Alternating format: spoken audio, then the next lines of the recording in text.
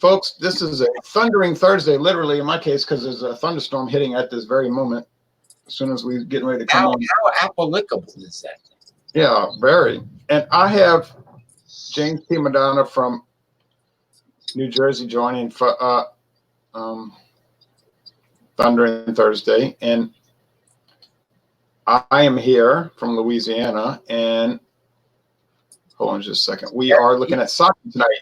And sake is something I've never had. I've never had sake in my life. Now, I want to tell people, Ronald J. Theriot runs probably, most likely, the finest fermented beverage Facebook group around called Alcohol Eggs, which you should definitely check out and join. And he also has a YouTube channel that you should also check out because all his past shows are there. And sometimes he hosts Wild Card Wednesdays, which is usually on his YouTube channel. And this is Thundering Thursday because sometimes we cannot do Fandango Friday. Right. And we talked off air about it's really impossible for me to do it every week. I can't do a set schedule, but I will try to do it as applicable. You know what I'm saying? Well, the important thing, now I sound like Curly from the Stooges. The important thing is it exists. You know, it's an entity unto itself, you know, like the Emerald Mystic and Krampus. Fandango Friday exists. Thundering Thursday exists for a reason.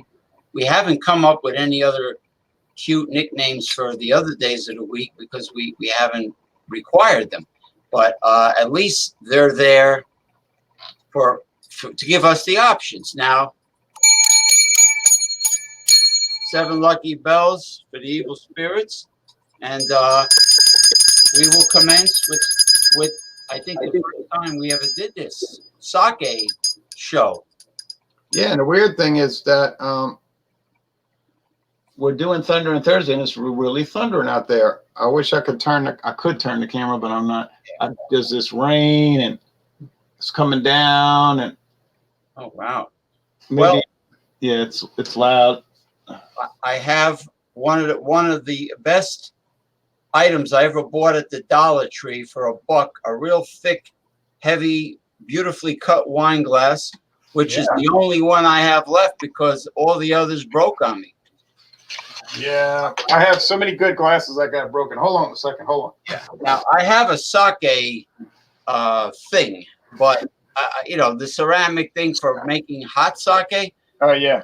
But I've been drinking it ice cold because the Japanese person at Mitsuya says many people in Japan also drink cold sake, and besides on the show you can't see the sake in the white ceramic, you know, hourglass carafe or whatever you want to call it. Right. So okay, look, I'll show you mine first. Here's the GeekyCon. Okay, that's the popular one sold in the United States.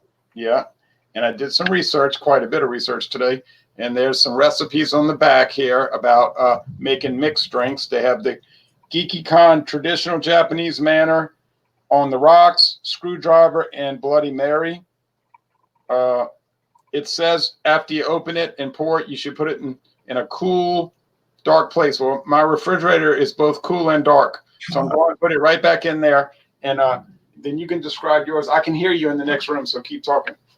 Okay, now, the 2 sakes I have purchased at Mitsuya Japanese Market, just randomly, because I like the price, are made by the same company that makes the Japanese plum wine that I also brought on a past recent show.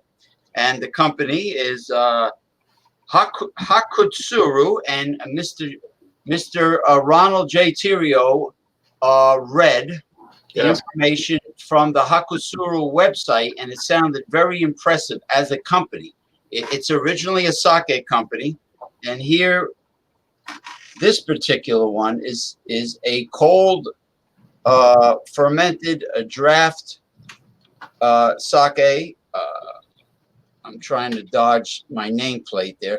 Product of Japan. Okay, Hakutsuru Draft Sake, and it comes in a nice frosted bottle, which is good for a sake that's recommended to be served very cold. So I will read some info on it. 14% alcohol by volume. This is a 720 milliliter bottle. Hakutsuru Draft Sake. Draft sake gains its fresh, refined taste from being brewed and aged for months in a cool state at about 41 degrees Fahrenheit before bottling. Characterized by its light, fresh, and smooth taste. Slightly dry. Enjoy this sake chilled. And then it says here, sake meter value, whatever the hell that means, plus 4. I know what it means. I did some research. I'll tell you in a little bit. Okay, a little bit. Ingredients: rice and rice koji, which is probably a fermentation a yeast of some sort, maybe like similar to a probiotic bacteria or yeast. Imported by Sake One, Forest Grove, Oregon, which you read from the website. And the website is www.hakutsuru-sake.com. That's HAKUTSURU. Hakutsuru Sake Brewing Company Limited, Kobe, Japan, where the very expensive Kobe beef, I believe, is from. And there's the lovely frosted bottle. Now, you will explain what this number means, plus 4, sake meter value. All right. Now about mine, the GeekyCon. Yeah. It's old. The company it's been in continuous production since 1637. Wow, that's old. Same family. It's part of an international trade association of family-owned companies that go back hundreds of years. So you can be from any country in the world, but it's got to be hundreds of years old, same people, not bought out. 30 years ago, they started the GeekyCon brewery in California, okay? It's not licensed out under strict supervision, but it's owned by GeekyCon themselves. They built their own brewery in California, okay? They said they like the water there at Fremont, and there was a lot of rice around there, so they do it. I'm going to go back to yours. Don't worry. No, continue. The GeekyCon that I'm drinking is from California. They give tours there every day, or you can take your own tour. It's a self-guiding tour. Go watch them make it. Says 15.6% alcohol, and mine is a plus 2 meter value. I'm going to explain it. Plus 2 meter value, and mine is in the Junmai Shu class. You have the draft. I have the pasteurized Junmai Shu, which means rice water only. Rice. Well, I have the other Hakutsuru standard sweeter version of sake. I have the other bottle, but I thought this was unique. That's why I decided to use this for Thundering Sake Thursday. That was a good idea. Okay, here we go. So mine is from California, but it's made by the Japanese in California. Yours is imported straight from Japan. Here's the meter value.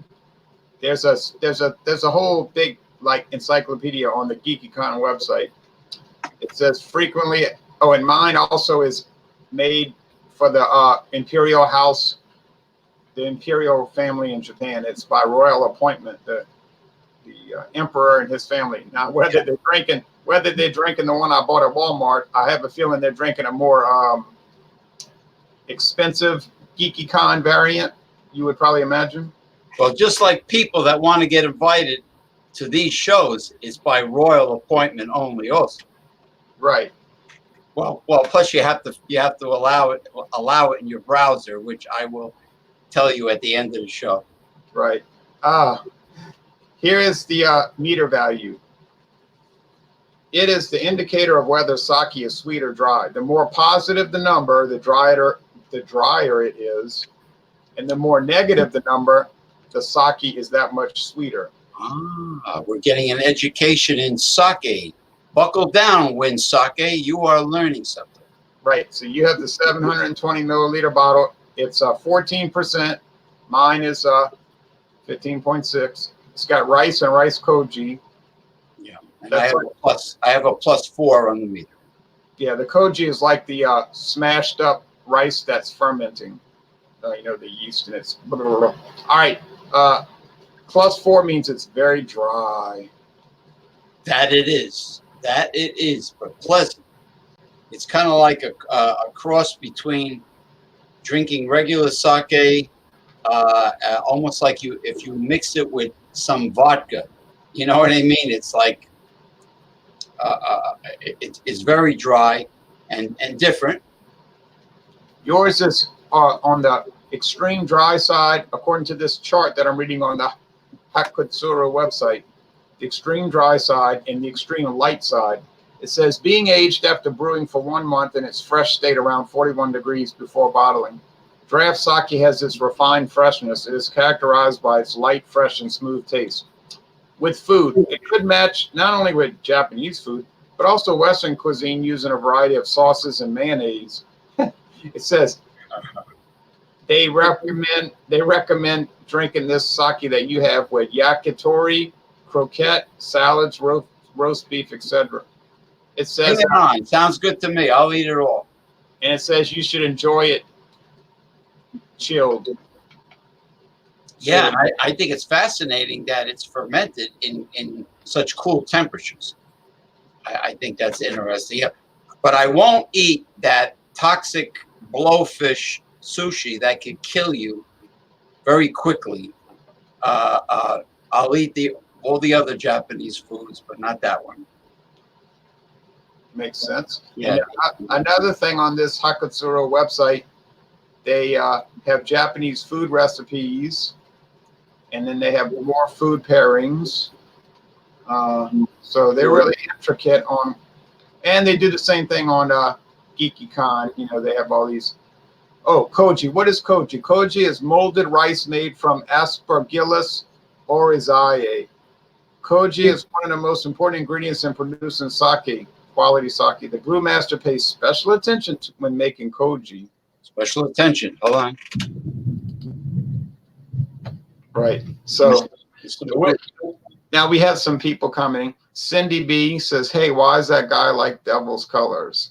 Well, don't worry about that. Because I'm very devilish. I love the hottest hot sauce that you could find, whether it be Carolina Reaper or habanero, and I'm very much up to no good in general.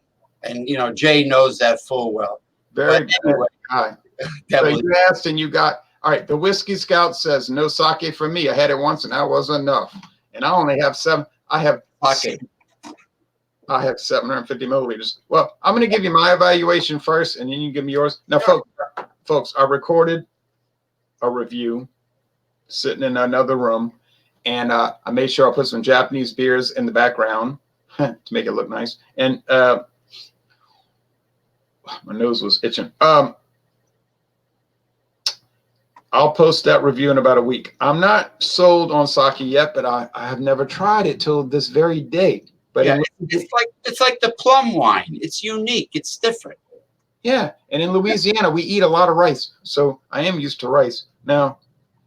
Yeah. Now, by the way, red, according to ancient Chinese tradition and many cultures, red does keep away evil spirits. It is a good luck color.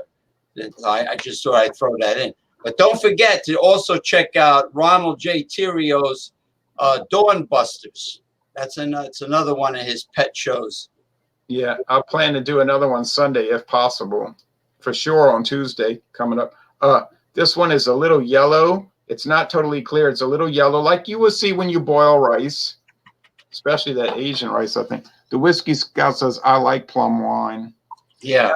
The aroma is A little pungent, kind of makes you jump back a little bit on this Geeky Con. It's it's a little sharp. Let's call it sharp boiled rice with that booze smell. 15.6. So, if you're used to beer, wine, and American style liquor, this is not going to taste like that. This is going to throw you for a loop. It might taste a little bit like, it smells a little bit like Budweiser, actually. Oh gosh, I swear. The taste. Yeah. Thundering Thursday. The taste is very rice, fermented rice. That is the calling card here. The body is full. I find this one is almost heavy bodied. It's moderately dry because it is a +2 on the scale. +2, moderately dry. You have the super dry. But the more I drink this, the more it reminds me of Budweiser. Now, that would make perfect sense because what is Budweiser brewed with? A whole lot of polished rice. And sake is brewed with polished rice. Polished rice or Polish rice? Polished, right? Polished. Okay. So I'm enjoying it, but if you hate Budweiser, I have a feeling you're going to hate this. Now, if well, sake, much more so than the plum wine, will sneak up on you, like the Taylor port wine. You know what I mean? It tastes really pleasant with the Concord grapes, but then whammo, this will sneak up on you like a Mai Tai. And, you know, like I said, I'm used to sake. I could smell and taste the rice. That's present in this particular sake, but it is very dry. Not that it's bad or worse than standard sake. It's just different. It's pleasing. And I can't compare it to other dry sakes because with this score of +4, because this is my first. Yeah. But I will, as far as likability and would I drink it again, I would say yes, but I still prefer the standard sake that this company makes that I have in the refrigerator now. It's like, which is probably in the same category as the Geeky Con that you're drinking. The more consumer-friendly one. Yeah, it's like it's a standard. You would see at a Japanese restaurant. Right. If you want to order hot sake in that little thing that I have, but you know. Now, Zach Robinson says, I love the Washington State sake from Cedar River Brewery. I think they are calling it. Well, I'm totally unfamiliar with it, but I wouldn't be opposed to it.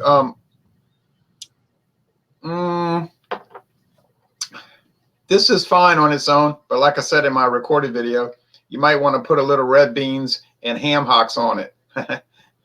Oh, smoked ham hocks or neck bones. My grandmother used to do smoked neck bones with split pea soup or green peas or maybe lentils or something of that nature.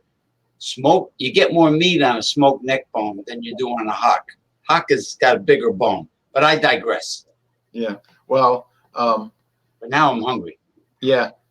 We eat a lot of red beans and rice around here. So this rice product is making me think of like white beans and rice with ham, diced ham, and or red beans and rice, or chicken and andouille gumbo over rice, or crawfish bisque over rice, or like crawfish etouffee, which I love. Over rice. Like one of my ex girlfriends, whose family is from North Carolina, and she's an attorney in both New Jersey and New York. She told me down south, everything has a piece of hog in it. Yeah. Everything has a piece of hog in it, which is all right by me, you know. I mean, the buffet I go to every Friday, it's owned by a Turkish man. Everything is halal, and you guessed it, there's not one molecule of pork in the entire buffet, which is fine because I get my fill of pork. I wish there was pork, but you know, there's a lot of lamb. Right. Like here, if you go to the kosher Cajun deli, you're not going to get any pork at the kosher Cajun deli. Well, is the kosher Cajun deli?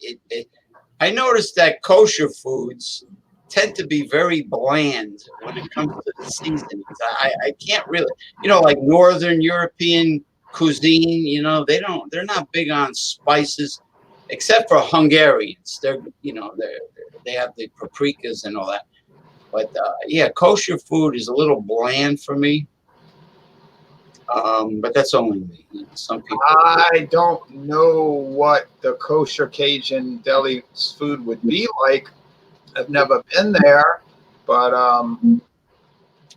I would not be shocked if there were some Hebraic people that went along on the trip from Acadia to New Orleans.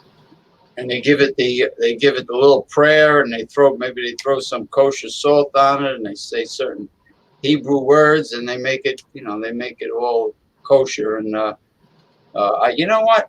When my brother finds me a replacement car, I'm gonna go. I miss going there. I'm gonna go right to Piaz, and I'm gonna get some freshly made hog head cheese. I'm gonna get the one called country style that you like, because I know you don't like the blood one. The blood hog head cheese. I guarantee. No. Yeah, that was good. What a difference between that and the supermarket brand. It's no comparison. Yeah, I might go get some hog's head cheese pretty soon. Well, I bought some pickled smoked sausage from A Meat City, Louisiana.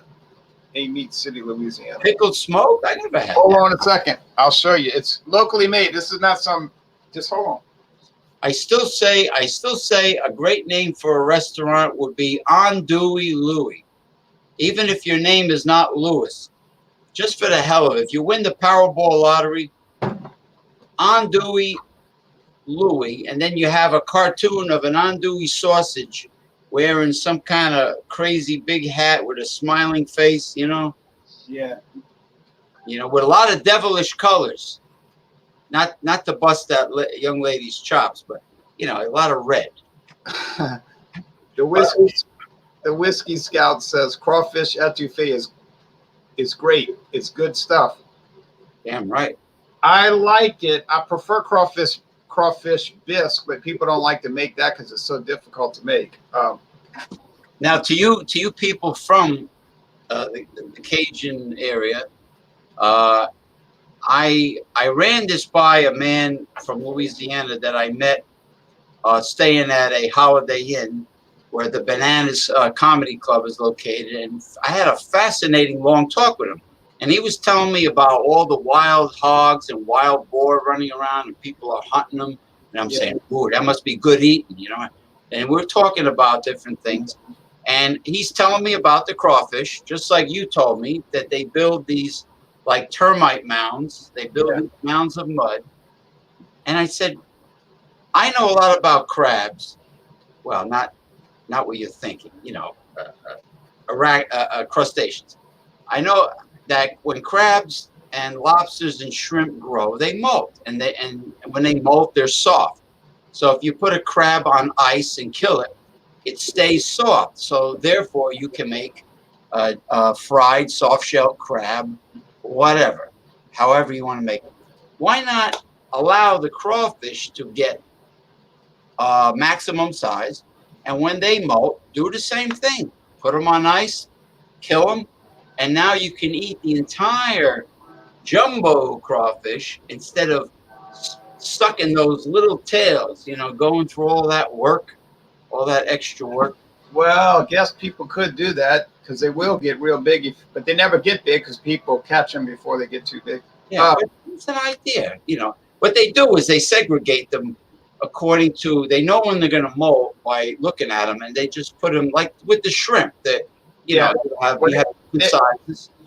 There's a man that I've talked to before. I haven't seen him in a couple of years, but I have talked to him personally. He's getting he is pretty old. He's about 96 years old. His name is Al Scramuza, and he says that he's the one that made crawfish popular in New Orleans. He said no one used to eat crawfish except poor people. He said, and I made crawfish popular in the 1970s, and he said I can prove it, and he stands by that. And my friend David says that's right. Nobody used to eat crawfish in the 70s. This is my friend David saying that nobody used to eat that. We would have crab boils. No one ate crawfish, but now of course it's the thing. For the last 40 years, everybody eats crawfish, has crawfish boils. I don't know if that's the truth. I was not paying attention to that when I was a child. I'm going to read some of the comments. Yeah. Josh B says, I love crawfish. I could eat pounds of them. Laughing out loud. Super spicy. Suck the head and get all that goodness. I did research on the crawfish. They're all over the world, gentlemen. They are all over the United States, the Americas, Asia, Europe. It's a universal creature, and there's all different colors and sizes of it.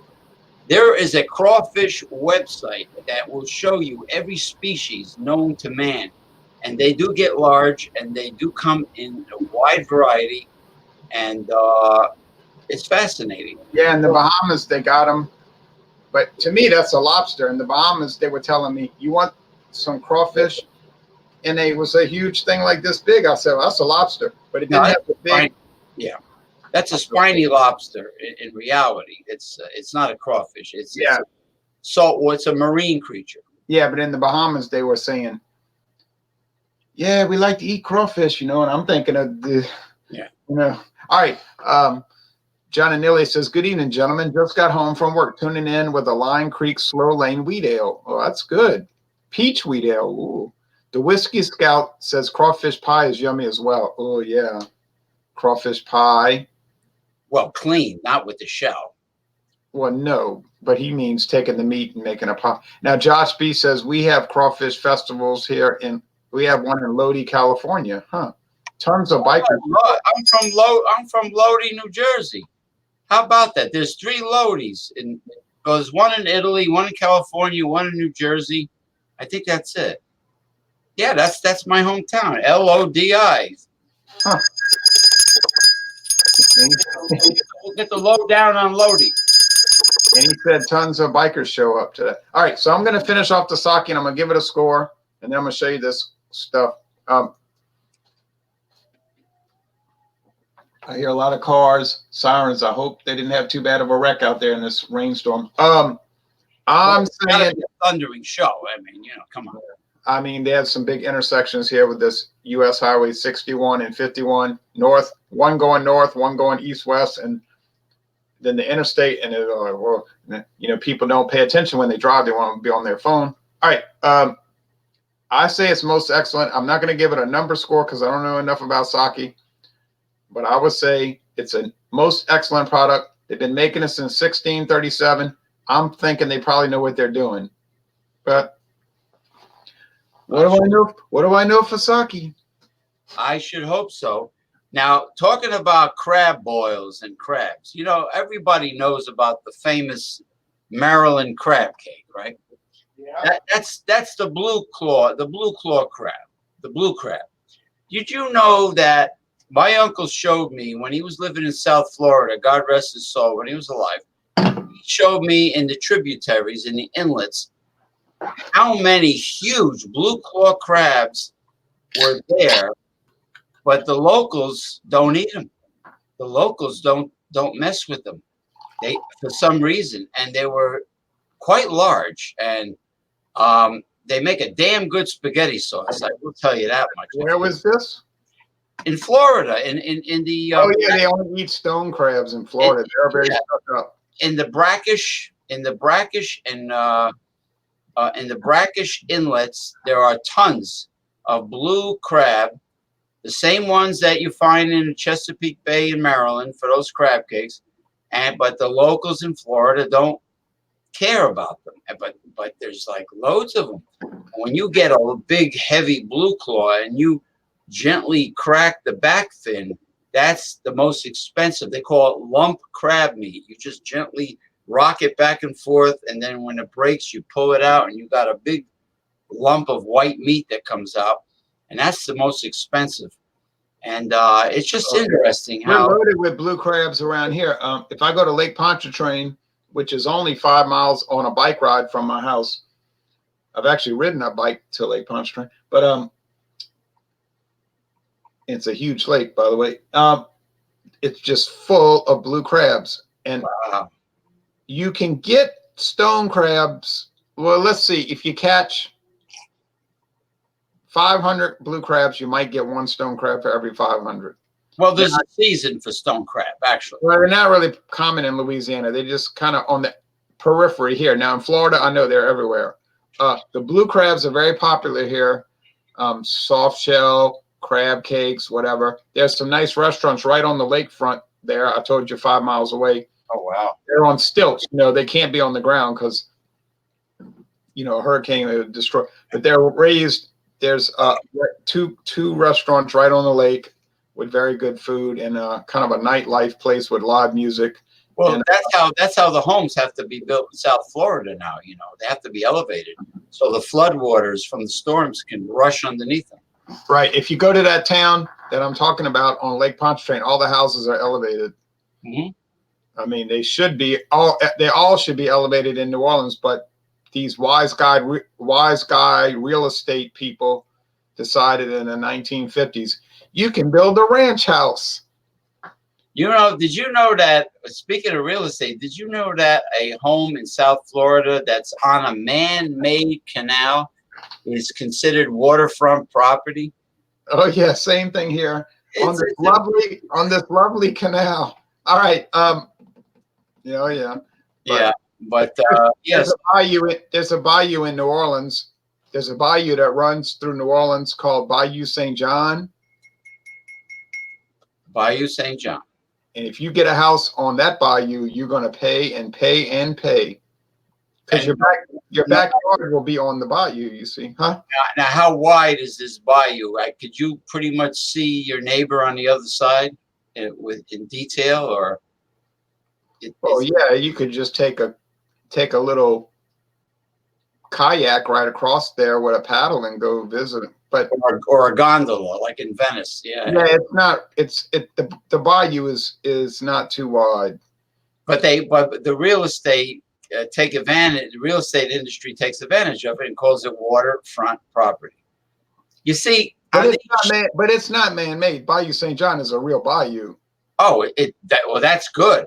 It's an actual bayou. It's not man-made. And in fact, and I'm going to make this quick. There's an island in the bayou, and there's a bridge that goes to the island, and there's houses on the island. But you know how much those going to cost. That's real waterfront property because it's surrounded by water. So you know they're gonna soak you for the price. No pun intended. Yeah, I was driving on that island a few months ago during the summer, early summer, and I said, it'd be nice to live here, but I hate to pay the house note and the property taxes. All right. And another thing, at the front of the bayou, I call it the front, or maybe it's the back. Yeah, it's the back by the lakefront. There's an old Spanish fort that was built there to guard the back entrance of New Orleans, and that Spanish fort is made with red bricks, but it's so dilapidated now. Oh, you can go walk around on the fort. Is that before it became a French colony or after that Spanish fort? What came first, the French or the Spaniards? I'll tell you this real quick. France started Louisiana. They started New Orleans in 1718, France. But France lost a big war, so they gave Louisiana to Spain. Okay. And Jean Lafitte. I remember him in the... he was a little kid then. So France started Louisiana, then they gave it to Spain, and Spain ruled Louisiana for 40 years. And then right at the time of Napoleon, they gave Louisiana back to France. So Spain did rule Louisiana for 39 years.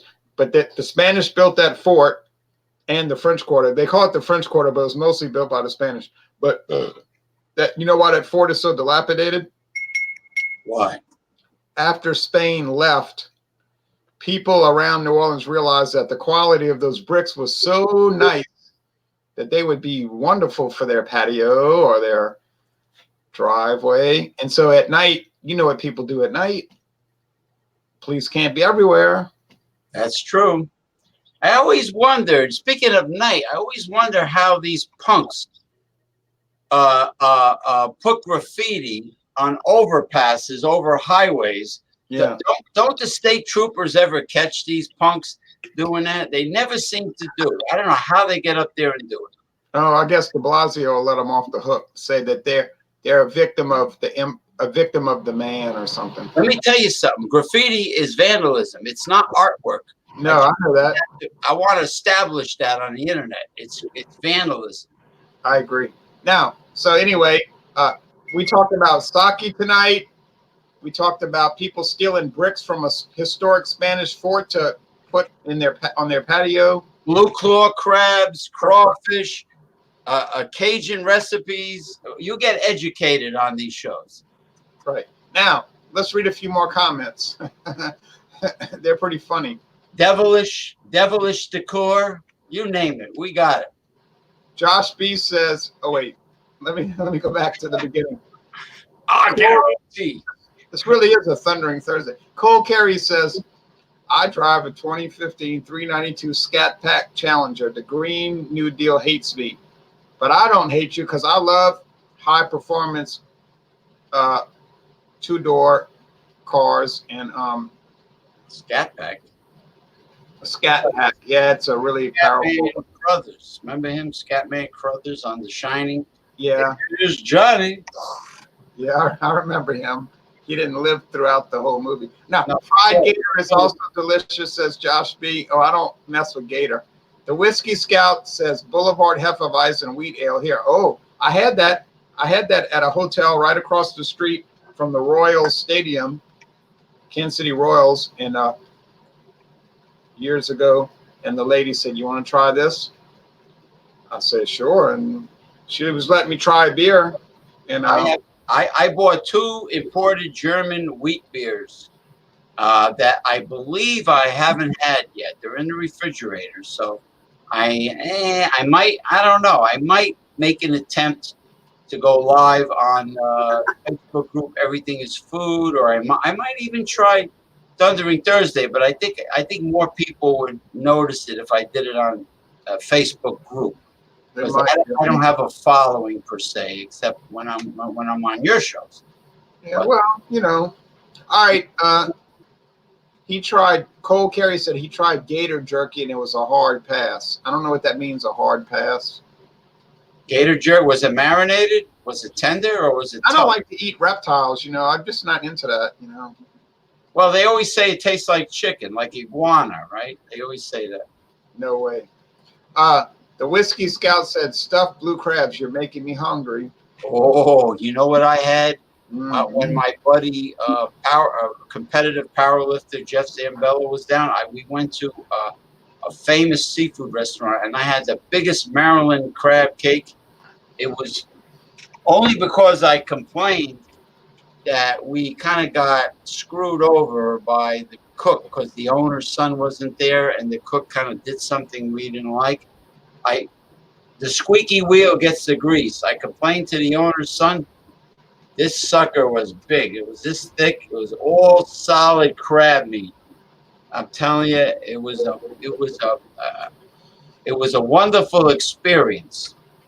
You know, it was actually equal to maybe being with a famous swimsuit model. That's how good this crab cake. Oh, right, like Stevie Nicks, who my ex-girlfriend. But anyway, hey, where's Jeremy Vincent? Jeremy, he never calls me. There, how you doing, buddy? Oh, I don't know why I said Stevie Nicks because I don't think she was ever a swimsuit model. I don't know about. Stevie Nicks had a funny, high-pitched, squeaky voice. You know, I don't know. I don't like people with raspy voices and squeaky. You know, Yellow Brick Road, Lollipop Guild voices. I'm not crazy about them either. Well, you should go listen to Silver Springs. That's a good. All right. Now, Josh B says, I'm addicted to this Korean barbecue pork jerky at my local Costco. John Anile says, I'm craving some crawfish etouffee right about now. The Whiskey Scout says, I know, John, all this good food talk. Cold Carry, and I noticed the Whiskey Scout was posting some mighty fine looking food on alcohol eggs. Cole Carey says, I'm assuming Ron is a Creedence Clearwater Revival fan. Well, I was not born on the Bayou. I was born in Baton Rouge. Well, even though, oh yeah, Justin Wilson used to pronounce it Baton Rouge. Baton Rouge. Yeah, red stick, red baton. All right. Johnny Neely says, right. Cheers, Robert. Josh B says, fun hangout, guys. Thanks, Josh. Don't leave yet because you're going to miss the smoke.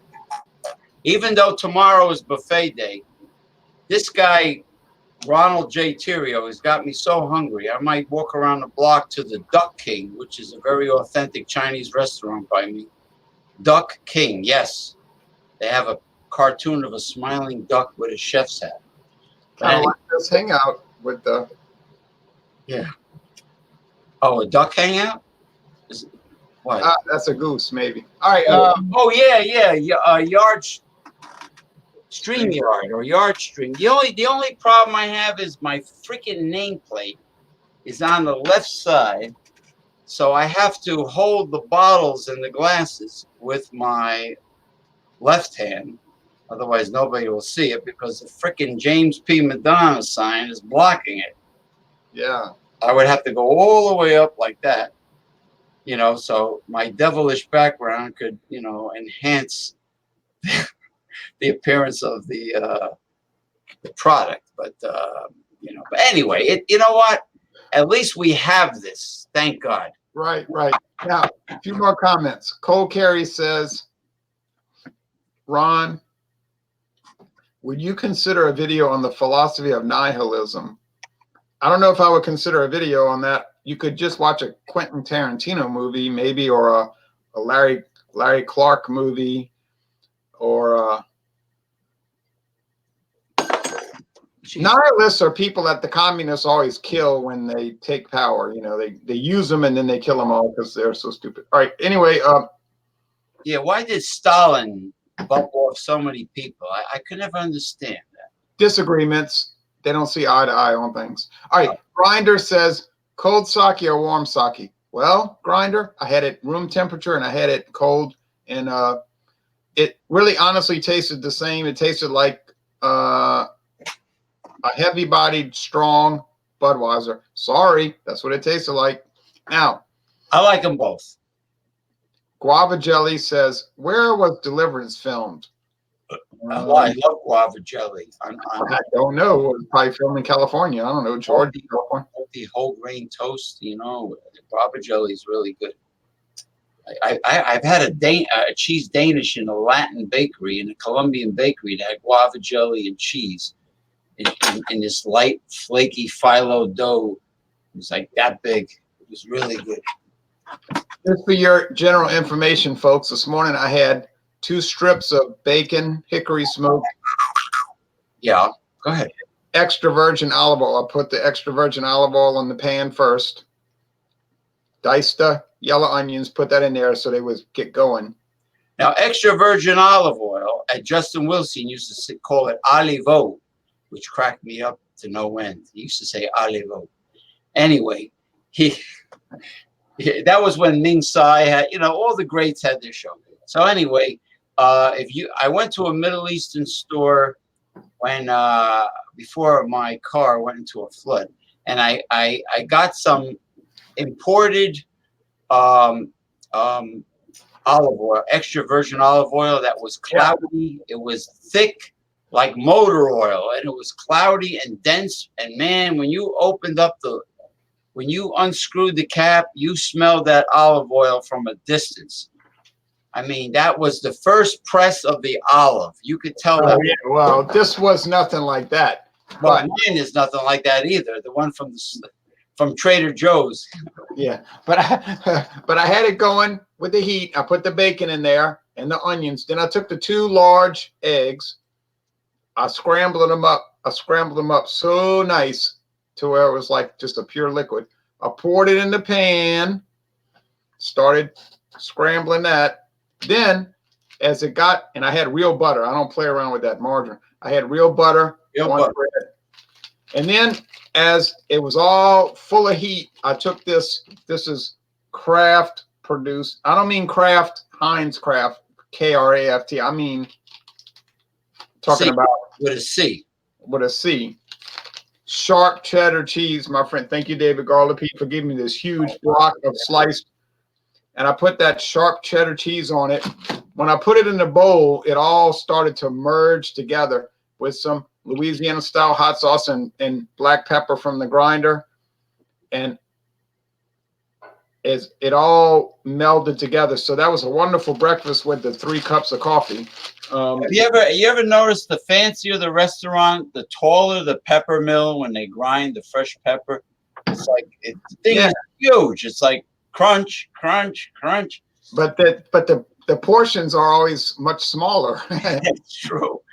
And they never let you grind it. The waiter always says, "Oh, let me do it for you." Yeah, right. Crunch, crunch, and he takes off. But pay attention to that bill because the check is not small. All right. Right. Here we go. Here it is from Louisiana. Oh yeah, the sauce, the pickle smoked sausage. This is spicy. It's called Matt and Dana, the husband and wife. Matt and Dana seasoned pickled smoked sausage. Pickled smoked sausage. Pickled smoked sausage, as in pickled andouille, or just standard? Just pickled smoked sausage. That's all it says. Here it is. It's in a jar, and you get a bunch of sausages in the jar. You can see them floating in the jar. Oh wow! Look at that. They must taste awesome. But they're pickled like a pickle. Processed, packed, and distributed by farm fresh food suppliers of Amit. Amit. It's pronounced Amit, but the people that live there call it Amit. I don't know why they call it Amit. Now they say it's certified Cajun. Well, I'm sorry, folks, but Amit or Amit is not a Cajun town. That is an Anglo-Saxon town that has more in common with Georgia and Mississippi than it has with French Louisiana, because that is a part of Louisiana that used to belong to Florida. Excuse me. Thank you very much. Oh, you mean the panhandle part of Florida, where Tallahassee and Pensacola is? The panhandle of Florida, and we're going to close this video out. Most people don't realize this because most people don't read. They watch The View and stuff like that. But the panhandle of Florida used to extend all the way to the Mississippi River. He's getting that call. Yeah, I'm on a live show. Oh, you didn't get your prescription? All right, hold on. Yeah. Go ahead. All right, the panhandle of Florida at that parallel, you know that you ever notice that parallel line is completely connected if you draw that line, but goes all the way to almost to the Atlantic Ocean. But that line goes all the way to the Mississippi River. So at one time, if you took that line in Florida, you know what James was talking about, where Tallahassee and Marianna, Florida, and all that is, and you extend that line all the way to the Mississippi River, it's a completely connected line, and that used to be Florida. That was Florida. Florida was so huge that they divided it into 2 territories: West Florida and East Florida. West and East. Just for administrative purposes, it was so large, it was too difficult to run Florida from the Mississippi River all the way down to Key West. So the Spanish had it and divided into 2 territories. The dividing line was the Apalachicola River, I believe, the Apalachicola River. And I think even today that is the border between the Eastern time zone and the Western time zone. Well, the border between Georgia and Alabama separates Eastern time, Central time. Yeah, right, exactly. But then if you go south below that, it's the Apalachicola River, I think. And that's where west of the river, that was West Florida, Central Time. East of the river was East Florida, Eastern Time. Now, when the United States, we're going to use some delicate language, acquired Florida, because that sounds better. It sounds better. They decided to just get rid of West Florida and cut it up and make it part of Alabama, Mississippi, and Louisiana. And then East Florida, they started Pensacola, that area, and then that's Florida. But I was born, I always tell people this, I was born in Florida. And they say, Florida? I say, yeah, Baton Rouge. And they're thinking, and I'm trying to kind of like plant a seed because they don't know what I'm talking about. Yeah, just say your ancestors worked for Ponce de Leon when he was looking for the Fountain of Youth. Right, Juan Ponce de Leon. All right. Oh, by the way, I forgot to rate this. 90% out of 100 among sakes, not among dry sakes, because this is my only and first one. I just wanted to get that rating out of the way. But in the sake world overall, you give it a 90. Okay, that's fair enough. I give it a 90, which is what, A minus? Yeah. Yeah. So now going back to GeekyCon real fast, you've had it and you liked it, okay? I had no complaints on GeekyCon. Of course, the hot sakes I've had in Japanese restaurants were better, and now because of where I live, within short distance to a huge Japanese market, now I got like a whole cornucopia. I like that word. A whole cornucopia of not only sakes and plum wines, but also Japanese hard liquors. And from what I understand, from what I've seen, the Japanese whiskeys do not come cheap. No, and my friend David was buying Japanese whiskey left and right for a while. And then he said he wasn't going to buy it anymore because it was giving him a headache. I said, a headache? He said, yeah. He couldn't figure it out. Could be the yeast strain they're using. But one thing I'll say about the Japanese whiskey, it's modeled on Scotch from Scotland because the people from Scotland trained the Japanese how to make whiskey about 120 years ago. And you know how the Asians are. When they learn something, they take it up a couple notches. Right. But here's the big difference. The Asian Scotch, Japanese whiskey, is made with rice as the filler. If you go to Scotland, they use corn or maize. So it's two different grains. And as we all know, corn and rice do not taste like each other. Oh, wait a minute. In Scotland, they use cheap corn filler? For what? The blended Scotch whiskeys? Yes. Now, what about single malts? Is that pretty? Well, they use barley malt. Okay, yeah, and they use peat for smoking. They smoke for both types, yeah. For both types, yeah, because like as far as nationally advertised products, like Glenlivet would be an example of a single malt Scotch whiskey, right? Yeah. Glenlivet, I'm sure there are many small family-owned distilleries that make it, but I didn't know they use that. It's like a burrito being loaded with white rice as a cheap filler. Interesting. Same concept. Concept.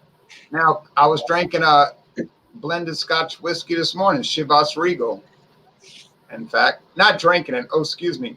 Let me retract that.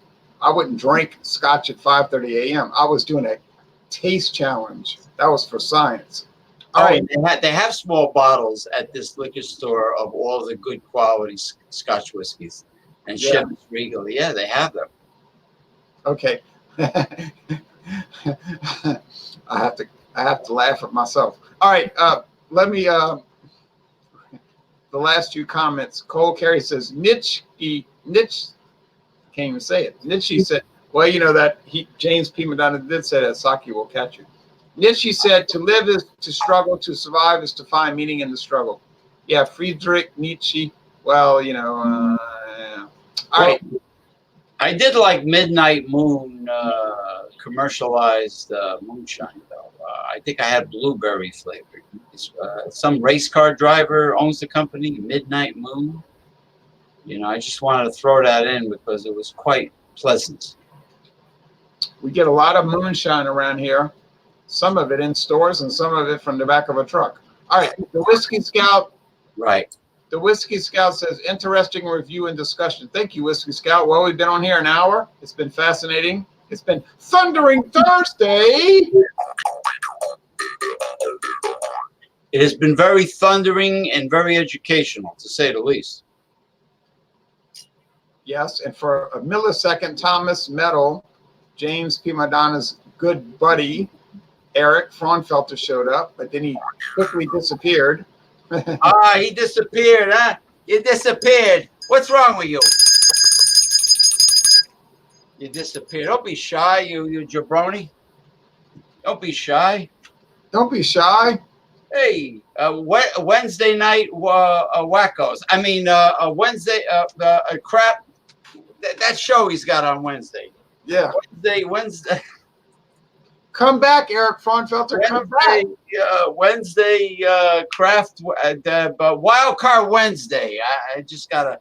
The sake just made me go blank with devilish thoughts. Yeah, Wild Card Wednesday. That's.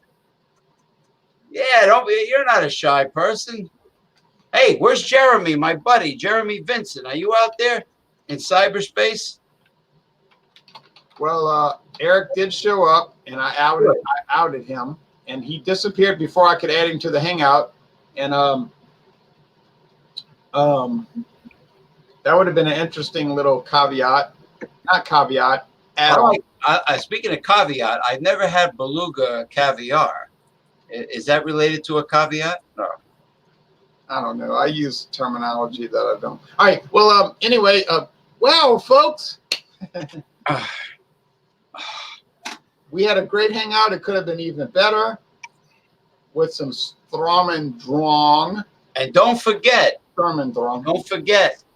Alcohol Legs on Facebook and Dawn Busters on Ronald J. Tirio's YouTube channel, as well as everything else he does. But definitely check out Alcohol Legs, and you will be informed as to what shows are coming up. Yeah, and don't forget about Everything is Food on Facebook. Everything is Food is the international food and drink group I started in 2012 before a Hillary Clinton loving neoliberal by the name of Tom Nolan ratted me out for something, and I lost my original account, and I lost all the hard work I put in. Tom Nolan, you talk about meeting me by the bridge, you son of a bitch. You and Red Rooster, I swear to God, I would love to piano wire your neck. I lost all that hard work because the Tom Nolan neoliberal Hillary Clinton carpet muncher there went and ratted me out. Well, and that's it. That's it. Close us out with some musical. Okay. Now, don't forget. Now, occasionally we do participate in Fandango Friday. So listen, you jabronis out there that don't know how to get on Urine Stream. What is this called? Oh, StreamYard. All the way on top, you're going to see an address, internet address, a URL address window. And all the way on the right side, you're going to see a tiny little icon of a camera. Click on that, click on Manage, and then allow your browser to accept StreamYard, and you will be able to participate on the show. Okay, here we go. You got that? Try to memorize. Try to soak in all the knowledge that you've learned tonight.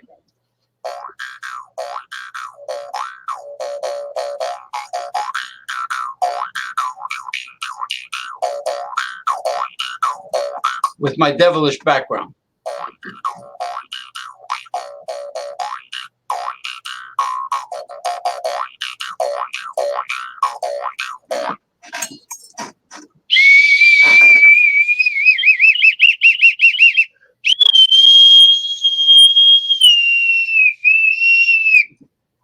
R, you have just stepped off our pirate ship. Yeah. Stepped off, man. The sake, that Japanese samurai ship where they're